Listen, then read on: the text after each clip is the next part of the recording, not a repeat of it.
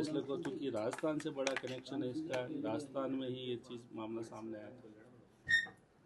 देखिए, मैंने कल ही कहा था मीडिया को भी, ये समझ के परे है कि जब 3 तारीख को एग्ज़ाम हुआ था और छात्रों ने, अभ्यर्थियों ने 3 और 4 तारीख को ही पुलिस को रिपोर्ट कर दी, तो कोई परवाह नहीं करी पुलिस ने।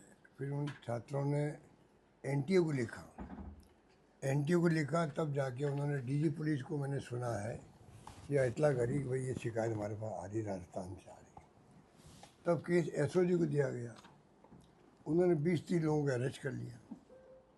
पर ये समझ के परे है क्या कारण था कि एफआईआर तक दर्ज नहीं कर रहे थे। मैंने कल ही मांग करी कि आप एफआईआर दर्ज क्यों नहीं कर रहे हो, आपने बैठा रखा उनको, आप उनका अरेस्ट करें, कार्रवाई शुरू करें, जांच शुरू करें। पूरे राजस्थान की बदनामी हो रही थी। पर ये समझ नहीं आ रहा कि स्टेट गवर्नमेंट ने क्यों ऐसे इंस्ट्रक्शन दिए होंगे। एसओजी संस्था जो है उनके अधिकारियों में असमझ पैदा हो गई कि हम कार्रवाई आगे बढ़ाएं नहीं बढ़ाएं।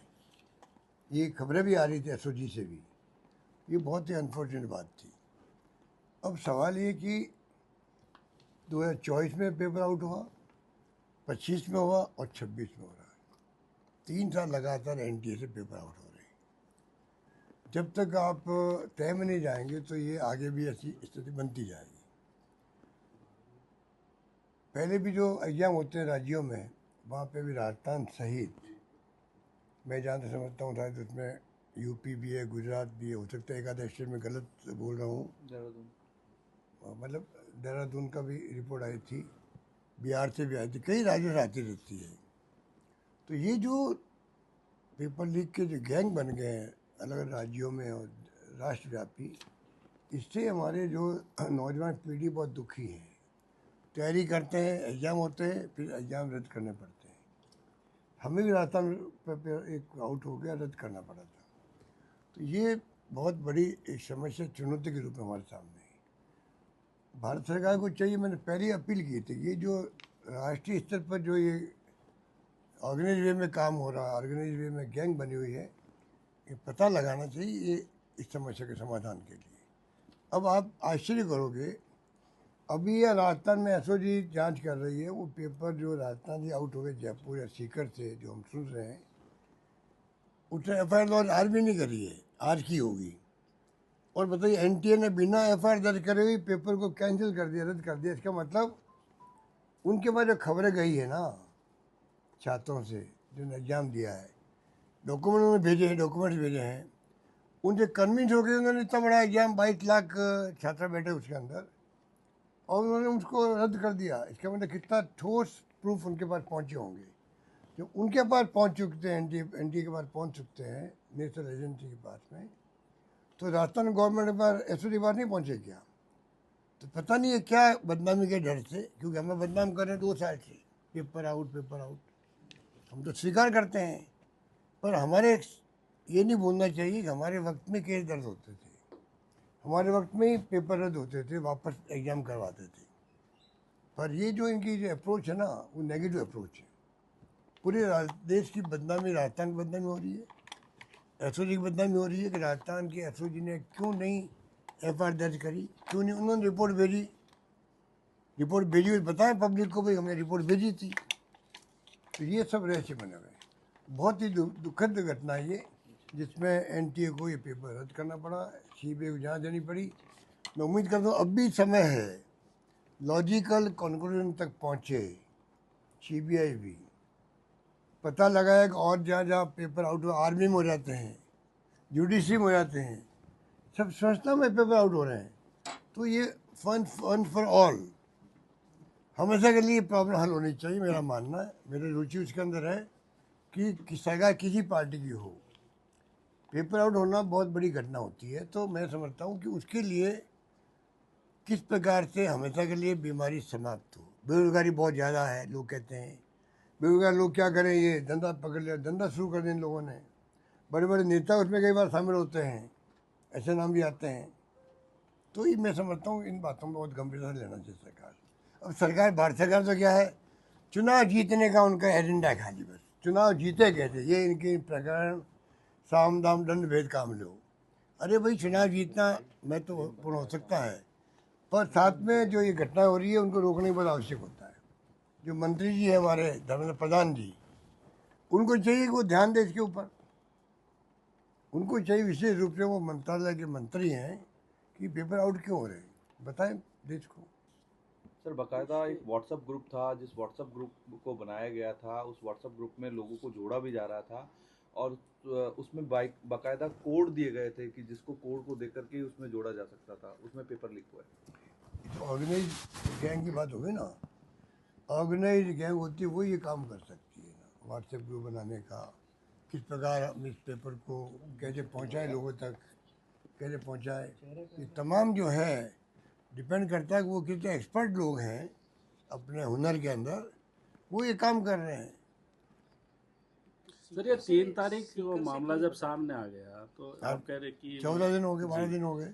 तो सरकार अपनी बदनामी के कारण से इस मामले को छिपाए रखना चाहती थी, या कुछ ऐसे लोग हैं जो नेता है उनको बचाने की भी ऐसा लगता है कि नहीं? पता नहीं, ये तो देखो तय में जाने वाली बात है एसओ जी को, कि एसओ जी ने क्यों इसमें जानबूझ कर डिले कर रही थी। ये मैं दावे से कह सकता हूँ, एसओ जी के अंदर जो है कॉन्शियस डिसीजन था कि इसको हमें आउट नहीं करना है, जहाँ तक मुझे इत्तला मिल रही है। और एसओ जी ने जानबूझ के एफआईआर दर्ज क्यों नहीं करी। कोई भी केस होता, हमारे वक्त में तो हमने एफआईआर कंपल्सरी कर दी थी कोई केस की, तो वो मैंने समाप्त कर दिया है। एफआईआर दर्ज करने के बगैर आप ऑफिशियली कैसे तफ्तीश कर सकते हो। इनकी नीयत में कहीं कहीं खराबी है, इसलिए जानबूझ के एफआईआर दर्ज नहीं करी और उसको चलाते गए। इतने दिन हो गए, अब एनटीए ने इसको जब रद्द किया है तब इनके आंखें खुलेगी कि ये बदनामी पूरे प्रदेश की हुई है, सरकार की हुई है, कि भाई क्या कारण था कि आपने एफआईआर दर्ज करके छात्रों की, जिन्होंने एग्ज़ाम दिए थे, जिन्होंने पता किया बाहर आके भाई ये क्या है, तो वहाँ कर वही एग्ज़ाम के पेपर आए जो हमने देखे बाहर। तो जब खबर मिल गई इनको, तो जो माहौल है देश के अंदर पेपर आउट होने का, हिस्ट्री हमारे सामने है, राजस्थान पेपर आउट होने की हिस्ट्री भी हमारे सामने है, तो क्यों नहीं हमने राजस्थान को तो ज़्यादा लेना चाहिए, गंभीरता से लेना चाहिए, तो क्यों नहीं लिया गया। पूरे मामले में सीकर भी दूरी बना हुआ दिख रहा है। सीकर जिला सीकर जहाँ जहाँ कोचिंग इंस्टीट्यूट खड़ी होती है तो वहाँ के नाम तो आते ही आते हैं हमेशा से। बाकी तो जब सच्चाई सामने आएगी तो बता सकते हैं कि वास्तव में कौन दोषी है, क्या कार्रवाई कर सकते हैं, वो करनी चाहिए। सर कांग्रेस भी और एनएसयूआई दोनों ने प्रदर्शन दिल्ली में शुरू किया है इसी चीज़ को लेकर के कि छात्रों 22 लाख छात्रों के साथ में इस तरीके की वापस से तैयारी शुरू होगी। मैंने कहा वो 24 में हो गया, 25 में हुआ क्या, पेपर आउट तो 25 में हुआ था, पर 24 की तरह नहीं हुआ था। तो जगह जगह जगह जगह कुछ पॉकेट में हुआ था। तो मेरे ख्याल से मैंने सुना सुप्रीम कोर्ट ने भी कहा अलग अलग पॉकेट में हुआ, वो पूरा अगर रद्द होगा पेपर तो सबको तकलीफ होगी, तो उस वक्त रद्द नहीं किया गया। अब इस बार रद्द करना पड़ा इनको, तो ये बदनामी, बहुत बड़ी बदनामी। सर पिछले 10 से 15 दिन से ये पेपर बाजार में घूम रहे थे, यानी कि जब पेपर छप रहे होंगे तब से ये और छपने का काम एनटीए करता है। गलती कहाँ से, एनटीए वाले बहुत हल्के में ले रहे थे क्या इस चीज़ को, क्योंकि 15 दिन से घूमना यानी उनके अंडर में था पेपर पूरा एनटीए वालों का, जिसने जो नीट की। देखिए वो तो एग्जाम में ऑर्गेनाइज कर रहे थे, ऑर्गेनाइज करने वालों को मालूम होता तो वो तत्काल कार्य नहीं करते। मेरा मानना है कि इसमें वहाँ कहाँ चूक हुई वो तो मालूम जांच का विषय है, एनटीए ने कहाँ चूक करी है या कहाँ लापरवाही हुई है वो तो वो जाने, जब जांच होगी सीबीआई की तब सामने आएगी बात। पर स्टेट गवर्नमेंट को तो एसओजी ने अरेस्ट करना शुरू कर दिया लोगों को। पेपर कहते हैं यही छपा, ऐसा लोग कहते हैं, जो गैस पेपर बनाया था, गैस पेपर कहते हैं उसको, गैस पेपर वो मतलब यही छपा है 400 क्वेश्चन का, ऐसा कुछ है। तो जब यहाँ की गवर्नमेंट को या एसओजी को चाहिए था कि वो तत्काल कार्रवाई करते, उनकी ड्यूटी थी वो पहल वो करते और भारत सरकार को सूचित करते, उसके बाद में कोई फैसला होता ज़्यादा ग्रेसफुल होता वो। इन्होंने छिपाया क्यों उसको, 20-30 लोगों को पकड़ा, बैठ गए और तो बहुत बड़ी घटना है। एसओजी के अंदर क्यों ये किसने इशारा किया उनको कि आप ये एफआईआर दर्ज मत करो, ये भी मालूम पड़ना चाहिए लोगों को। पर क्यों ये सरेंडर किया गया, समझ के पर है। और बदनाम कांग्रेस सरकारों में कर रहे हैं 2 साल से। पेपर आउट, अरे भाई पेपर आउट तो हो गए हैं, हमने सजा दी है, केस दर्ज किया, हमारे वक्त में केस दर्ज हुए हैं। जो पकड़े गए हैं ना, हमने उनके अरेस्ट किए थे। आरपीएससी मेंबर है तो अरेस्ट किए थे, ये क्यों भूल जाते हैं? हमने अरेस्ट किए ना। हमारी सरकार के बारे में कुछ भी तुम बोल दो कि सरकार में तुम लोग हो, ये पूछो वो अरेस्ट किसने किए? सरकार हमारे वक्त में अपॉइंटमेंट थे मेंबर के। अब उन्हें क्या गलती की क्या नहीं की वो जाने, वो बताएंगे, सफाई वो देंगे। उनको फंसाया गया, सच्ची बात है झूठी बात है वो जाने, और ऐसा ही जाने। पर हमने तो उनको अरेस्ट किए थे जब रिपोर्ट हमारे पास आई, तब हमारे वक्त में अरेस्ट शुरू हुई है सब केसों के अंदर। आपका जेजेएम का केस है महेश जोशी वाला, हमारे वक्त में हमने अरेस्ट किया, उसमें केस हमने शुरू किया। एसीबी में हमने उसको केस दर्ज किया, जांच शुरू करी, अरेस्ट कर लिया हम लोगों ने।